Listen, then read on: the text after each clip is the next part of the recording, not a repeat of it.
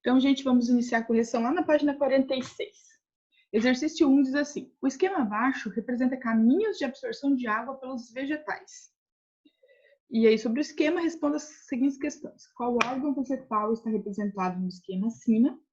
E qual a região, quanto à morfologia externa, onde foi realizado o corte esquemático? Qual é, gente? Que órgão acontece aquilo ali?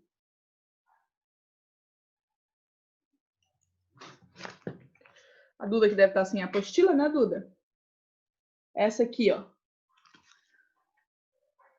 Que órgão que acontece a absorção? O órgão responsável pela absorção tem que ser a raiz, né, gente?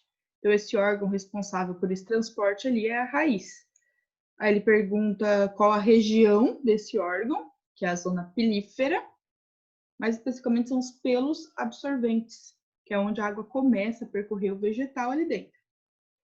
Depois tem a B que diz assim: quanto à compartimentalização, diferencia os caminhos A e B, que a água pode seguir quando está sendo absorvida pelo vegetal.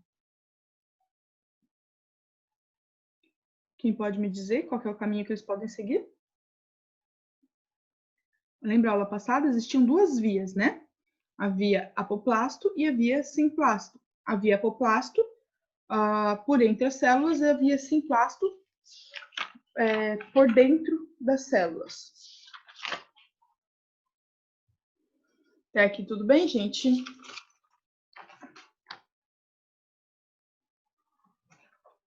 Oi, gente. Estão viva aí? Gente, tem alguém do outro lado? A Duda da consulta lá tá me respondendo, gente. Ah, a Anne ali também, graças a Deus. Então vamos lá, gente. C. As camadas da célula Y se concentram entre o córtex e o cilindro vascular. Possui suas paredes celulares impregnadas por suberina, formando faixas denominadas estrias de Caspary. Nomeie a camada Y e cite a função das estrias de Caspary no processo de absorção de água pelos vegetais. Qual é a camada onde ocorrem as estrias de Caspary?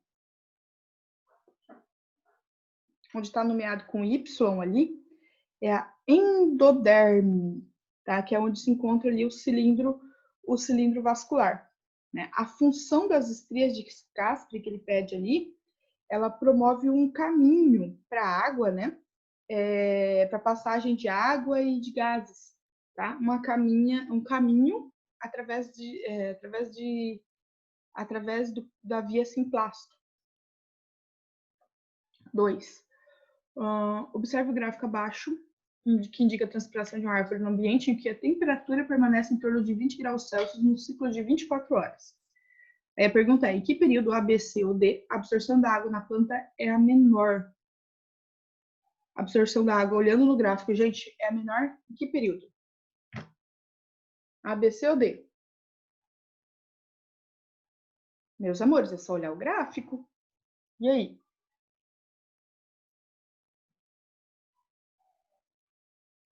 Gente, olhando o gráfico, qual é o período de maior absorção da água? Maior não, menor, né? Gente, observem o gráfico e observem o período A, que é o período mais baixo de absorção de água. Então, o período menor, a absorção, é o período A. Na B, pergunta o período de abertura máxima dos estômatos. Está lá no período C, né? Oi, Ana, tudo bem aí? Oi, tudo. A gente está corrigindo o exercício 2 da página 46, tá? Como a concentração de gás carbônico afeta a abertura dos estômatos? Lembram sobre a abertura dos estômatos? Então, os estômatos, quando tem muita concentração de gás carbônico, eles se fecham. Quando tem baixa concentração, eles se abrem. Sempre o inverso, né? Muita concentração fecham, baixa concentração abre. D. Como funciona, como a luminosidade afeta a abertura dos estômatos? Alguém lembra? Tá.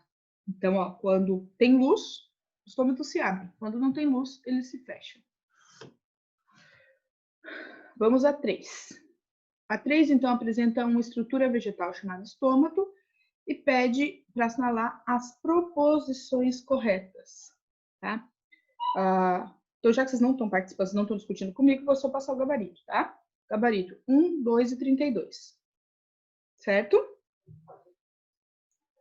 A 4, ela pede para assinalar a alternativa correta em relação à condução da seiva bruta. A alternativa correta é a letra C.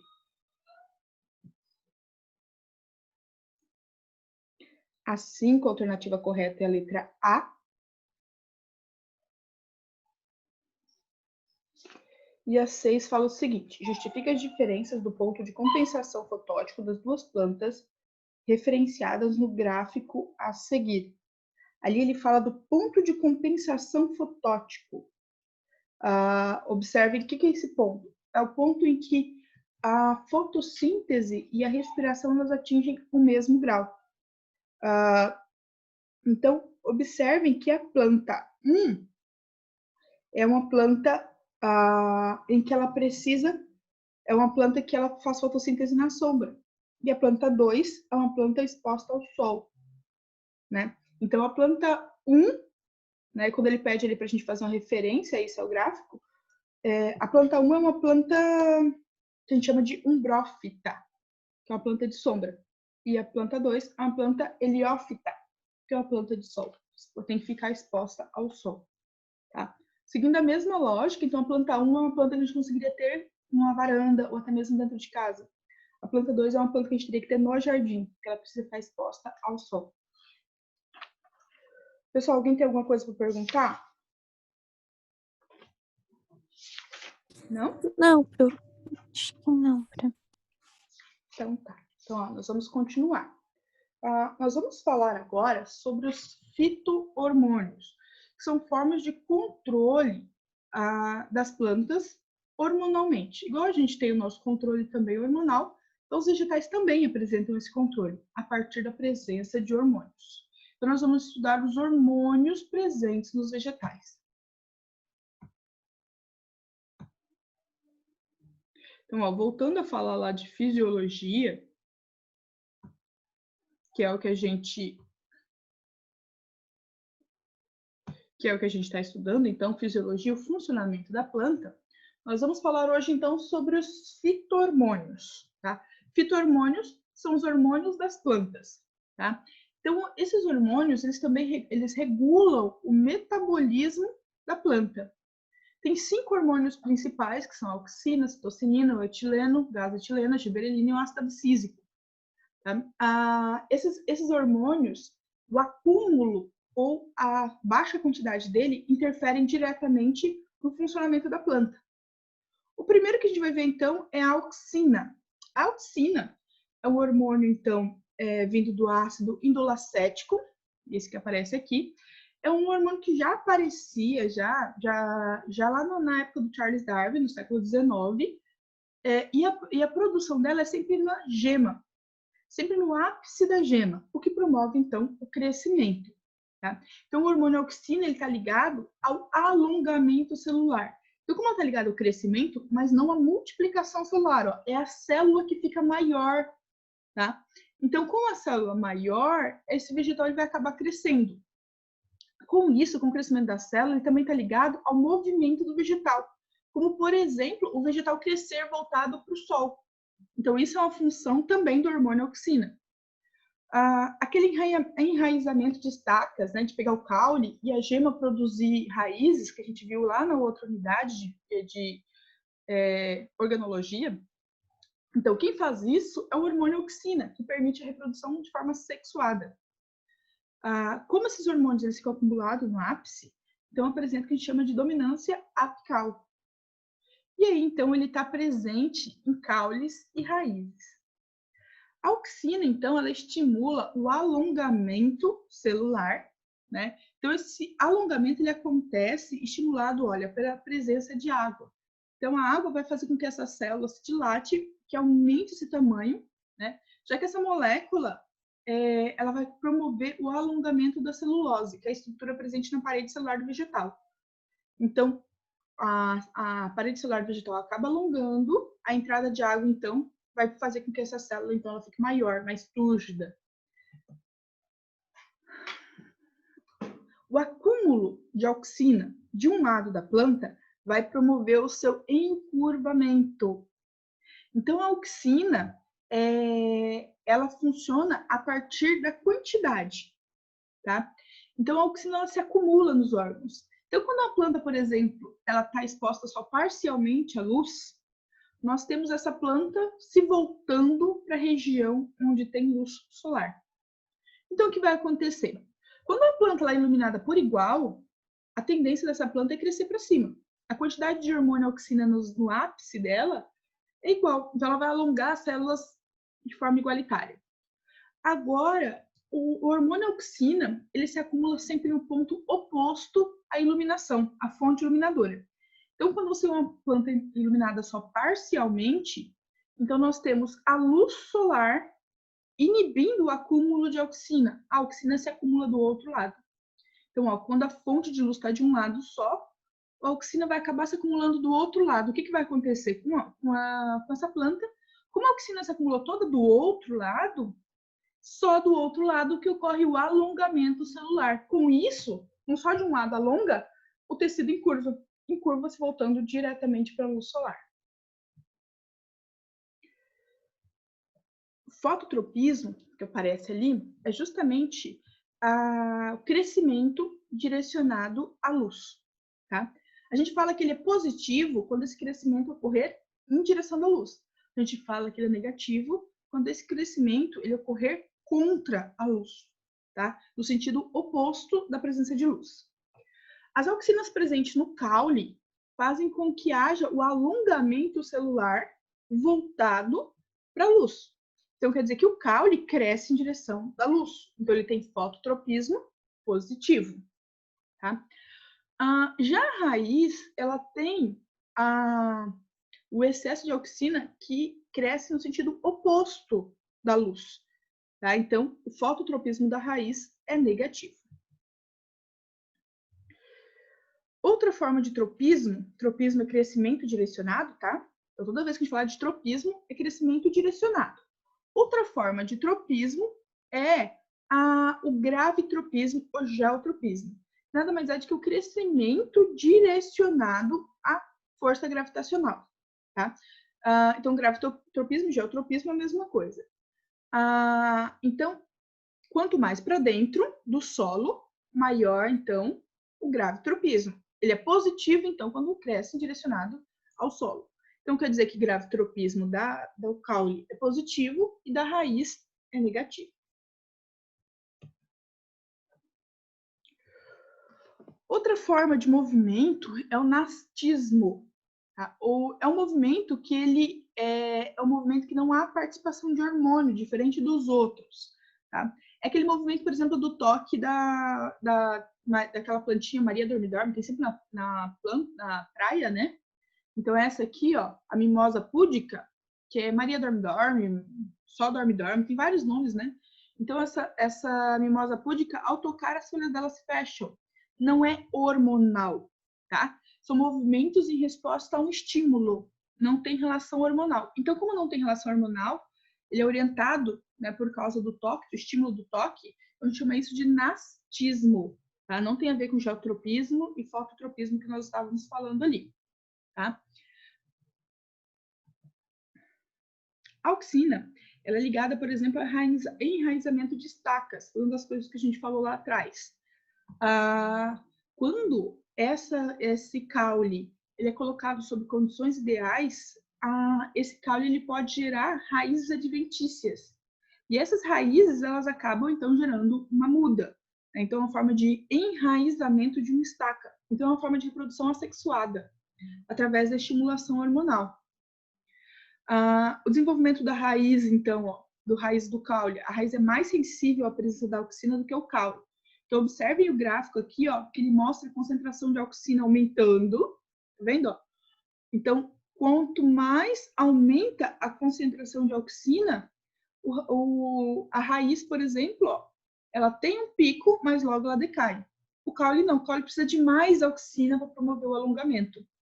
Então, a concentração de auxina ótima no caule é muito maior do que a concentração de auxina ótima na raiz, sendo que a concentração ótima do caule é inibidora para a raiz, ó.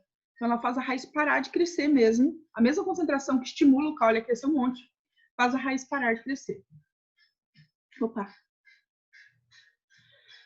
A auxina, ela tem uma dominância apical, ou seja, ela está extremamente concentrada nas gemas do ápice da planta. Então, aqueles brotinhos, né? A gema a gente chama aqueles brotinhos de folha bem novinho ali. Aqueles brotinhos que eles estão em estado de dormência, a auxina, então, vai fazer quebrar isso e vai, então, estimular o crescimento. Só que onde tiver mais auxina é onde cresce mais. Portanto, se elas têm uma predominância no ápice, o ápice da planta, conforme a quantidade maior de auxina, mais esse ápice cresce. E aí, aquelas plantas que a gente quer que dê aquela crescidinha lateralmente, né? Aí o cara se chama jardineiro, o que o jardineiro vai lá e faz? Corta o ápice. Por quê? Onde tem mais auxina, tem maior crescimento. Então, para você promover o crescimento lateral, você tem que tirar o excesso de auxina do ápice da planta. Então, para você fazer com que a tua planta ela engrosse, literalmente, as folhas ali, né? Então, tem que fazer o corte em cima, diminuindo a concentração de auxina, tá? Aí ela vai conseguir fazer esse crescimento em espessura nas suas folhas ali. Se você pretende que essa planta ela não cresça tanto na lateral, mas cresça longitudinalmente, então você acaba cortando as laterais, diminuindo a concentração ainda mais das auxinas.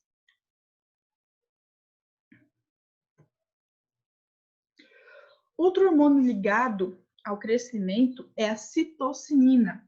Só que a citocinina, diferente da auxina, ela divide a célula. A auxina só alonga, né? Então, a citocinina ela estimula a divisão, a formação de novas células, né? Então, ela estimula a divisão de novas células e a formação de tecidos diferenciados na planta.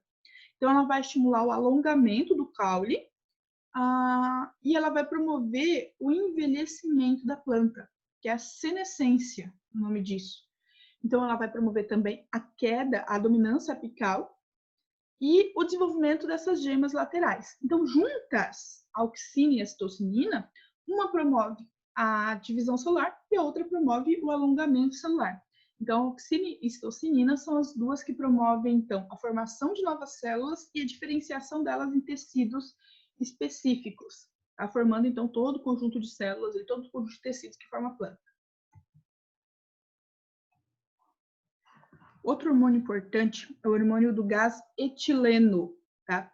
O etileno é o gás eteno. O gás eteno, que é o hidrocarboneto, né? C2H4, é o hidrocarboneto com 2 carbonos, com a ligação dupla no meio, né? O gás eteno, ele é responsável pela germinação das plantas jovens, a partir da quebra da dormência. Ele também é responsável pelo amadurecimento dos frutos. Aqui é muito comum, na nossa região, não sei se os pais de vocês já devem ter feito isso já, quando tá viajando, passa na BR, tem aqueles caras vendendo cacho de banana verde. Aí os pais compram, né? O pessoal compra, chega em casa, para estimular o amadurecimento, eles pegam essas bananas verdes e embrulham no jornal. É bem comum fazer isso, né? Então, deixa lá num lugarzinho embrulhadinho no jornal. A ideia é justamente manter o gás eteno. Apesar do pai ou da mãe talvez não terem lembrado da presença do gás, mas na verdade esse comportamento é para manter o gás eteno. Porque o gás eteno é um gás volátil, sai e vai embora. Quando você mantém isso enrolado num jornal, o gás ele fica preso ali dentro. E aí preso, ele estimula o amadurecimento mais rapidamente, né? Também é por causa desse gás eteno que a gente tem aquele famoso ditado, né? Uma maçã podre estraga todo o cesto, né? E na raiz do ditado, ele está certo, né? Literalmente o que o ditado diz. Então, realmente, você colocar uma maçã no meio de um cesto de frutas e essa uma maçã estiver podre, mesmo que as outras estejam verdes, ela vai promover o estragar desses frutos muito rapidamente, porque a podre está liberando muito gás eteno, e esse gás eteno vai promover o amadurecimento rápido e o apodrecimento. Então, ó, ele está ligado ao envelhecimento celular também, a senescência, por isso o apodrecimento precoce. Também é o gás responsável pela floração e responsável pela queda das folhas, né? Então, tem árvores que perdem todas as folhas na entrada do inverno. Então, quem é responsável por essa queda das folhas, pela abscisão foliar, é justamente o gás eteno, né? Então, no cultivo da banana, é comum realizar a queima da serragem, porque a queima da serragem vai liberar gás eteno, então isso vai amadurecer a banana mais rapidamente. O outro hormônio é a giberelina. A giberelina, ele está ligado aos frutos partenocárpicos. Lembra que a banana é um fruto partenocárpico, né? Ela não tem a fecundação do óvulo pelo espermatozoide. Então, na verdade, o que estimula o crescimento dela ali é o hormônio, né? É o hormônio, então, e por isso a estimulação hormonal faz ela produzir o fruto. Então, a banana é um fruto partenocárpico, em que ocorre também o alongamento caulinar causado pela giberelina. Além disso, também ela vai mobilizar as reservas da semente para o embrião, fazendo com que o embrião possa aproveitar essa reserva e promover a quebra da dormência de sementes e gemas ali no início da primavera. Então, durante o inverno, é comum que as sementes não germinem, né? Então elas vão germinar ali no início da primavera. A temperatura vai fazer com que ocorra o aumento dos gases de giberelina e aí, com esse aumento, ocorre a quebra da dormência.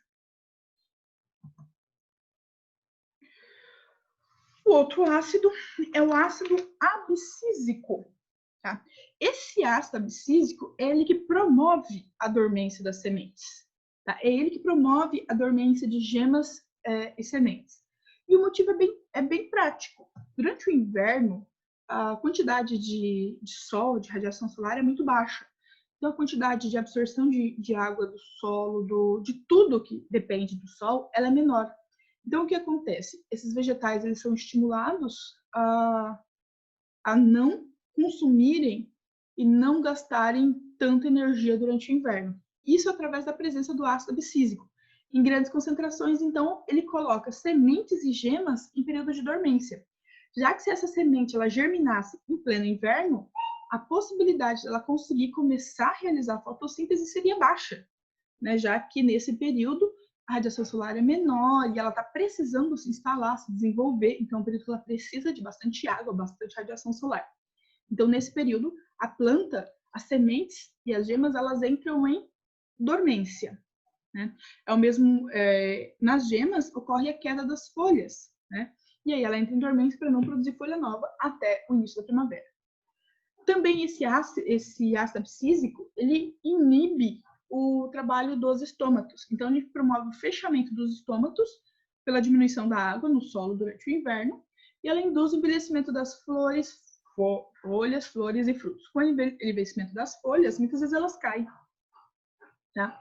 Essas sementes elas acabam ficando dormentes no período do inverno, né, por causa da presença do ácido abscísico, aumentando a sua chance de sobrevivência até chegar ao verão, a primavera, né, que é o período que ocorre toda a renovação das folhas e a floração. O mecanismo de floração, das plantas das angiospermas, a gente chama de período de luminosidade diária, que é o fotoperíodo. Tá?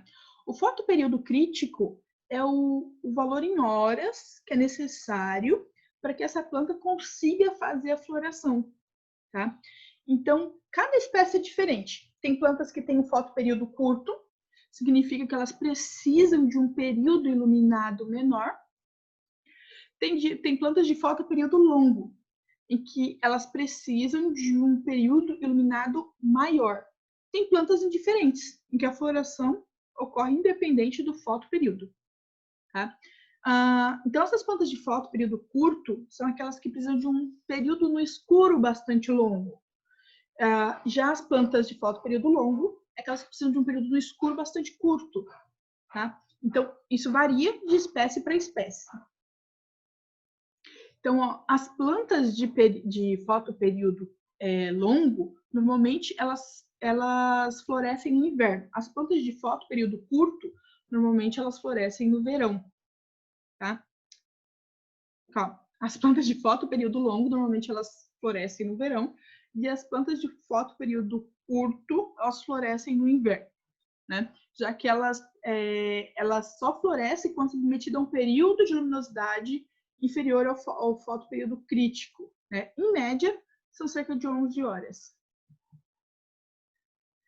As plantas de dia longo, né? Então, essas plantas de dia longo, elas têm um fotoperíodo crítico ali de aproximadamente 15 horas.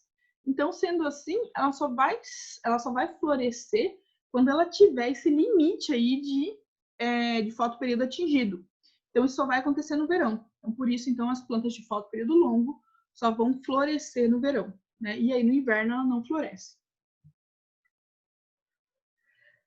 Então, na verdade, como eu estava falando para vocês, o importante não é, na verdade, a exposição à luz. É o período de sombra, o período de escuro que essa planta fica submetida, tá? As plantas de dia curto, na verdade, elas precisam de uma noite longa para florescer. E as plantas de dia longo, na verdade, elas precisam de uma noite curta para florescer. É o oposto. Então, ó, as plantas que ficam dentro de casa, por exemplo, em que a gente interrompe o período noturno dela, porque a gente ligou a luz, por exemplo, de dentro de casa, ela não vai conseguir florescer, porque, na verdade, ela precisa de uma noite longa e contínua. Então, se você liga, ó, a luzinha lá no meio do dia, tá vendo? Ó? No meio do dia aparece uma luzinha. Porque no meio do período da noite, né, apareceu uma luzinha, quer dizer que você ligou a luz bem no período longo da planta. Ela não vai conseguir florescer. Tá? E esse é um dos motivos que muita gente leva a planta para dentro de casa e depois reclama que a planta não vai para frente. Opa, tudo certo aí? E aí tem as plantas de dia. Tem as plantas de dia longo, tá? Que são essas plantas que precisam de um período noturno curto para florescer. Então, nessas que precisam de um dia noturno curto, mesmo que houver a interrupção na noite, ela floresce, já que o período de noite dela não era uma coisa tão importante assim. Tá? Então, mesmo havendo esse período aí de noite, ele vai acabar, então, florescendo. Certo, gente? Tudo certo aí, gente? Alguma coisa que vocês queiram perguntar? Não. Então, tá bom. Pessoal, ó, então, eu quero que vocês olhem lá na página 50 da apostila de vocês. Deem uma olhadinha lá.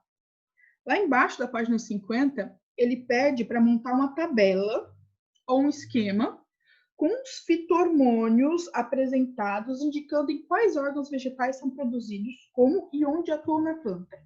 Tá? Esse aqui é atividade avaliativa, ok? Então, significa que vocês terão que me enviar por e-mail. Não esqueça de se identificar no e-mail bonitinho ali, tá, gente? Porque às vezes o e-mail de vocês não traz nome, né? Então, isso vocês vão ter que me enviar por e-mail. Então, da página 50 ali.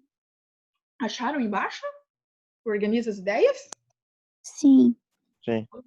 Ó, então, vocês vão montar essa estrutura aí, tá? Montar essa tabela ou um esquema, tanto faz. Ou a tabela ou o esquema. E vão me enviar.